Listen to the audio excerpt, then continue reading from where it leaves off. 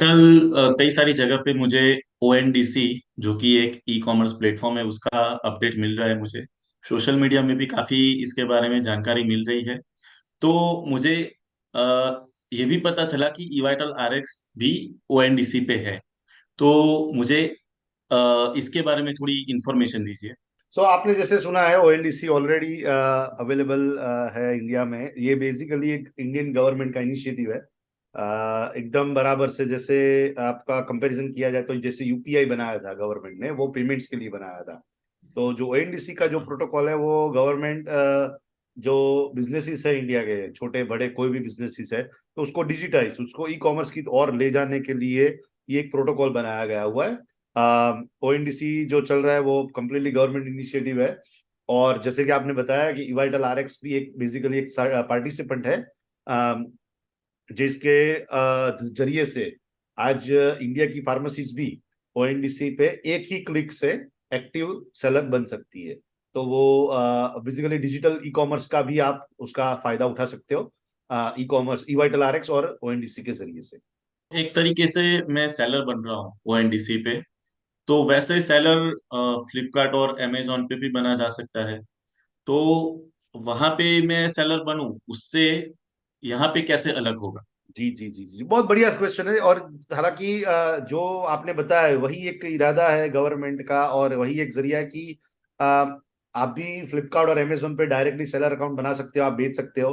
हालांकि दो तीन चीजें हैं उसमें। एक जो क्या होता है कई बार कि एक जो रेपुटेशन लेजर बोलते हैं, इसका मतलब क्या है कि आप जब फ्लिपकार्ट या अमेजोन पे बेचते हो तो आपका जो रिवॉर्ड्स मिलता है, सॉरी, आपका जो रिव्यूज मिलते हैं, आपको जो रेटिंग जो मिलता है, वो हमेशा अमेजोन के पास रहता है। तो कल को अगर आप प्लेटफॉर्म छोड़ दो तो आपके जो रिव्यूज है वो आपके साथ नहीं जा सकते।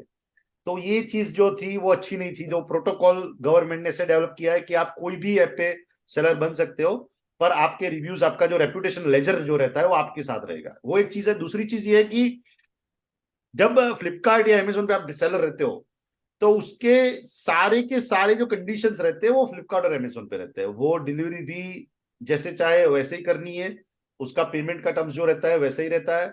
आपके पास ज्यादातर बहुत लिबर्टी नहीं रहता है। तो वो एक दूसरी चीज हो गई। और तीसरी चीज ये कि ऐसा तो है नहीं कि फ्लिपकार्ट और अमेजोन पे ही बेचा जा सकता है, कहीं और पे भी बेचा जा सकता है। तो गवर्नमेंट ने सोचा कि यार अगर कोई छोटा या बड़ा बिजनेस है और उसको कई प्लेटफॉर्म पे बेचना है तो कितनी जगह पे आप जाओगे, अकाउंट बनाओगे, आपकी इन्वेंटरी अपलोड करनी पड़ेगी आपको।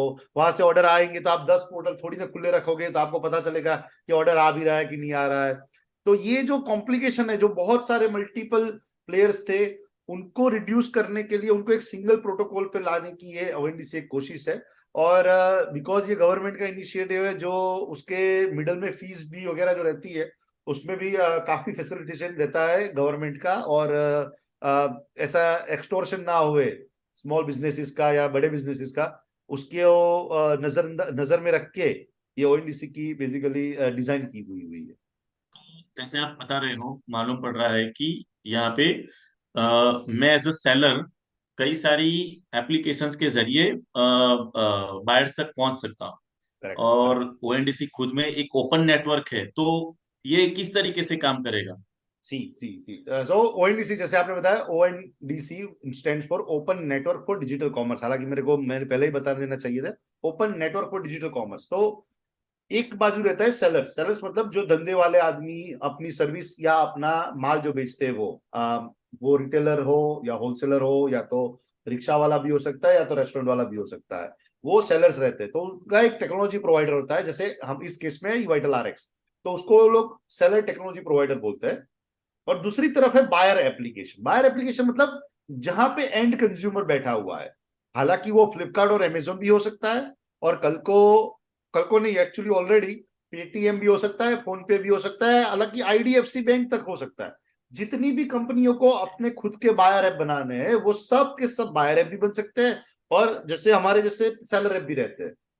हालांकि फार्मा स्पेस में अभी भी एक ही टेक्नोलॉजी प्रोवाइडर है और वो है इवाइटल आरएक्स, और कोई भी टेक्नोलॉजी प्रोवाइडर अभी ओएनडीसी कंप्लायंट नहीं हुआ है।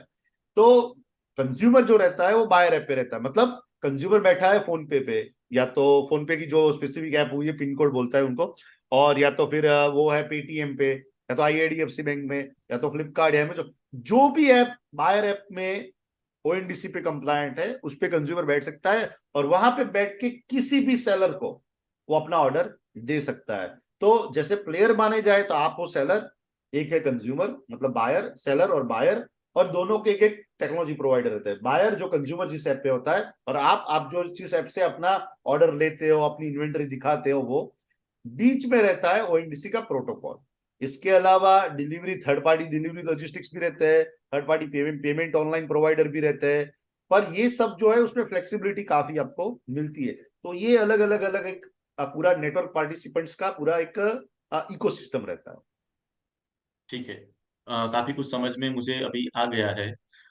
लेकिन जैसे मैं फ्लिपकार्ट और अमेजोन पे अगर सेलर बनता हूँ, तो उन लोगों के कुछ स्टैंडर्ड ऑपरेटिंग प्रोसीजर्स होते हैं जिसके जरिए मेरा एक रेपुटेशन बनता है वहां पे। तो इसी तरीके से अगर ओएनडीसी पे मुझे एक अच्छा सेलर बनना है जी तो मुझे क्या करना रहेगा? जी जी। सीधे ओएनडीसी का दूसरा एक बहुत ही इंपॉर्टेंट चीज है कि वो है हाइपर लोकल। हाइपर लोकल मतलब क्या? हाइपर लोकल मतलब जब आपके यहाँ पे कोई भी फिजिकल गुड्स आपको डिलीवर करना है, कोई दवाई डिलीवर करनी है, कोई शैम्पू डिलीवर करना है, तो वो बहुत दूर नहीं हो सकता। आप अगर मुंबई में बैठे हो तो अहमदाबाद से ऑर्डर नहीं आ सकता है। तो क्या होता है कि जब भी पेशेंट या तो कंज्यूमर जो भी बायर ऐप से, चाहे वो पिन कोड हो या तो फिर पेटीएम हो या तो फ्लिपकार्ट हो या अमेजोन, जो भी हो, तो वो जब भी ऑर्डर करता है तो दिमाग में एक जल्दी से जल्दी उसको डिलीवरी मिले और उसका ऑर्डर बाउंस ना होवे, वो उसकी वो अपेक्षा रखता है, उसका वो एक्सपेक्टेशन रहता है। तो उसको फुलफिल करने के लिए एज अ सेलर अपने को ध्यान ये रखना है कि हमारा जो इन्वेंटरी इवाइटल आरएक्स में रिफ्लेक्ट होता है, वही इन्वेंटरी हमारे यहाँ पे फिजिकल है। मतलब उसका मतलब क्या है, अपना जो बिलिंग प्रोसीजर है, बिलिंग जो है वो ऑपरेशन एकदम एक्यूरेट रहना चाहिए। जो माल अपने यहाँ पे दुकान में पड़ा है वही इवाइटल आरएक्स में पड़ेगा और वही इवाइटल आरएक्स के जरिए से ओएनडीसी में दिखेगा। तो कस्टमर जब ऑर्डर करता है, तो अगर वो ऑर्डर रिप्लेस करता है तो उसको दरअसल में वो प्रोडक्ट मिल ही जाएगा। एक चीज वो हो गई। दूसरी चीज ये है कि आपको ऐप पे ध्यान रखना है इवाइटल आरएक्स पे, हालांकि बायर कहीं भी ऐप पे बैठा हुआ है, पेटीएम से भी आ सकता है, पिन कोड से भी आ सकता है, कहीं से भी आ सकता है, पर आपके ऑर्डर जो आएंगे सबके सब आपको इवाइटल आरएक्स पे ही दिखेंगे। तो आपको उस पर ध्यान रखना है ताकि डिलीवरी में देर ना हो जाए। और तीसरी जो चीज है वो है कि आपको जो भी डिस्काउंट देना है, जो भी आपको स्कीम रखनी है, वो इवाइटल आरएक्स पे अप टू डेट रहे, ताकि हम जब प्राइस उसको दिखाते हैं ओएनडीसी के ऐप पे, बायर ऐप पे, तो वो एक्यूरेटली रिफ्लेक्ट होती है और आपको ऑर्डर मिलने का चांसेस भी ज्यादा रहता है। ये जो दो तीन चीजें छोटी छोटी है, हालांकि ऑपरेशंस के हिसाब से जो देखा जाए तो कंज्यूमर को क्या होता है आजकल की, सबसे अच्छा एक्सपीरियंस चाहिए। और सबसे अच्छा एक्सपीरियंस कैसा होना चाहिए कि जो मैं ऑर्डर करता हूँ, जो प्राइस में मैं ऑर्डर करता हूँ, जितना पैसा देता हूँ, वो मेरे को समय सर मिल जानी चाहिए। हालांकि अच्छा है कि हम तो दवाई के धंधे में, हम तो एफएमसीजी के धंधे में, तो ऐसा नहीं है कि खाने का जैसा तो है नहीं कि 20 मिनट में हमको डिलीवरी करना ही है। आप 2 घंटे में भी डिलीवरी कर सकते हो, 1 घंटे में भी कर सकते हो, 5 घंटे में भी कर सकते हो। एंड मेरा तजुर्बा भी ये कहता है कि जब तक कस्टमर को वही दाम पे वही चीज जो मंगवाई है वो समय सर मिल जाती है, 24 घंटे के अंदर अंदर मिल जाती है, तब तक consumer are very happy and they will actually give you a good ratings and such that which will also help you in future getting more businesses. तो ये एक छोटी सी चीज है, आपका जो इवाइटल आरएक्स का सिस्टम जो है वो अप टू डेट और एक्यूरेट होना चाहिए। इवेंटल आरएक्स पे मैं ऑलरेडी हूँ, तो और मैं अभी मुंबई में, तो मुझे अगर ओएनडीसी पे लाइव होना है तो मैं अभी हो सकता हूँ क्या? ये ऐसे जैसे आप ऑलरेडी जानते हो कि ये गवर्नमेंट का नया इनिशिएटिव है और इसमें फिजिकल गुड्स भी इन्वॉल्व है डिलीवरी का। तो government is basically rolling out one city by one city. अभी बेंगलोर के तक सीमित है। अभी आपने सोचा होगा लास्ट मंथ में पिन कोड करके ऐप आया था, फोन पे का बहुत बड़ा लॉन्च था। और बेंगलोर में काफी ऑर्डर्स वो लोग अभी रिसीव करते, प्रोसेस करते, हमारी फार्मेसीज भी उसका फायदा उठा रही है। तो हालांकि अभी ये बेंगलोर में ही अवेलेबल है, पर मेरा ये मानना है कि इस साल के अंत तक ONDC will be available in lots of cities in India, including Mumbai probably। तो अभी तो आप इसका फायदा नहीं उठा रह सकते, पर अगर आपके कोई दोस्त हो बेंगलोर के अंदर तो आप जरूर उनको बता सकते हो। और अगर वो यूआईटेल आरएक्स यूज करते हैं तो less than 1 minute they can become a seller on ONDC right now in all the buyer apps that ONDC is compliant with। और सही बात बताई आपने। ठीक है। बहुत ही अच्छा प्लेटफॉर्म मुझे तो लग रहा है, लेकिन मैं आपके नजरिए से जानना चाहूंगा कि इसका फ्यूचर क्या है? तो इसका फ्यूचर क्या है कि जैसे जैसे सेलर के अवेयरनेस आती है, जैसे आपने बताया हमका अवेयर हो, और सेलर उसके जो जो सेलर उनको अच्छी डिसिप्लिन से अपना इन्वेंटरी सेटअप करते हैं, उनकी प्राइस लिस्ट मेंटेन करते हैं। तो ये क्या होता है कि एक मुर्गी और अंडे का सवाल रहता है, चिकन और एग का प्रॉब्लम रहता है कि सेलर आएंगे तो खरीदने वाले बायर कंज्यूमर भी आएंगे, अगर कंज्यूमर आएंगे तो सेलर भी आएंगे। तो ये जो साइकिल है, वो साइकिल अभी गवर्नमेंट जंप स्टार्ट कर रही है। गवर्नमेंट आपने देखा होगा काफी कुछ प्रमोट भी कर रही है।